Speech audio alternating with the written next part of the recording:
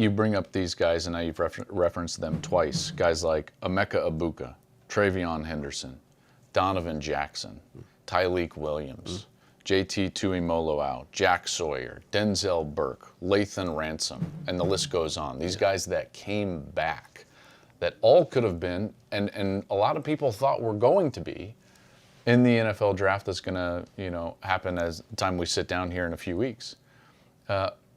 What went into recruiting those guys back? Or was it an active recruiting for you? I don't know if I'd call it recruiting. I think that for all of the guys, they wanted to identify what their opportunity was in the NFL. And we helped them identify what their opportunity was there. And we gave them the information. I've never been in a situation where you talk somebody into either decision. Sure. Marvin had to make a decision. He decided that, he was going to go take the next step. I think it was hard for him, by the way. Really? Yeah, I mean, not to put his stuff out there, but I mean, nobody's been in the building more than him in the last month. Yeah. And I think CJ would tell you that it was hard for him to leave after 3 years. But we've had such talented guys that have left after 3 years, but we've been young. Yeah.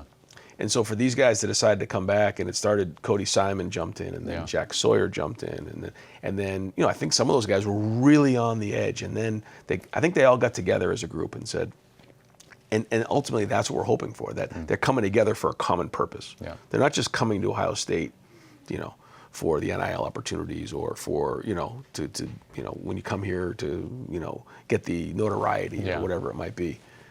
They're coming to reach those goals. Yeah.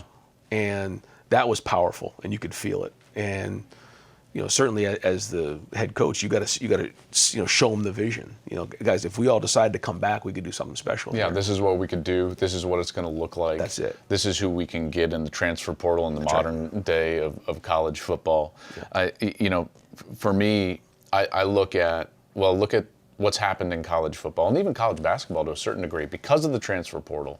And because of NIL opportunities, what you're starting to see is that teams in both sports are getting older and more veteran. Agreed. And those teams are having more success at the top end. It's no longer these teams, in particular in college basketball, that are the one and dones that are succeeding. It's veteran guys. Last year, Michigan was a veteran team, and in a lot of ways, mirrored what you guys are doing. They had a ton of guys come back for a common purpose. How important do you think, with the expanded playoff, it's going to be to have veterans not only, but also depth to go through a season that might be 16 games long? Yeah, because now you're going to have more games, so there's going to be more scenarios. There's going to be more situations. And, pro guys, they remember. They've either been there before because of experience, or they have built contingency plans up in their heads for those type of situations. But you can't really replace the experience. Right. And so there are going to be games where we're going to have to win in the 2-minute drill. There's going to be, games that, we maybe aren't doing great in the first half, but we just got to manage that game and find a way to win that game. Or maybe we go up early and we got to finish them off. Or all the different scenarios. Maybe it's a bad weather game at Northwestern we had a couple years ago. Or there's all these different scenarios that can come into play. But when you have older guys who have been through it before, they weather the storm easier.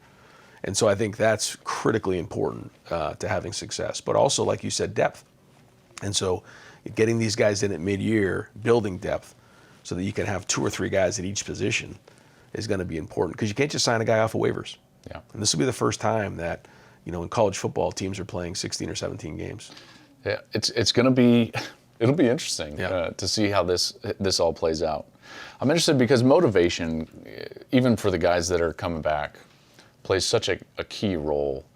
And I have made the point, even outside of this, is that what makes rivalries in college football so great is they drive each other to greatness. I don't believe Michigan goes on the run that they did unless Ohio State was doing to them what Ohio State was doing to them in the previous 8 seasons. Now I look at this offseason here in Columbus and I'm like, man, this feels a lot like a drive and a passion that was lit watching your rival win a national championship. Is that accurate? I don't think that any year you're any more or less motivated. I think every year, every team is a little bit different. But to say that those games haven't stung, I mean, of course they have. And those are bad weeks in Columbus, you know, when you don't win that game. And so, you know, whether it's the guys deciding to come back, you know, whether it's, you know, being strong about making strong decisions in those moments. Yeah, I mean, I can say that, you know, you have to figure out what needs to get fixed to win that game. And that's the bottom line. And then that's what we did. The transfer portal. You guys got a couple, I would say 3 of the biggest prizes in the entire transfer portal. Quinshon Judkins, who's a phenomenal running back from Ole Miss, now a Buckeye. Caleb Downs, one of the best defensive players in the country, now a Buckeye from Alabama. And Julian Sayin, who no one has seen play, but there's an aura about, you know, what he has done up to this point and what he potentially could be.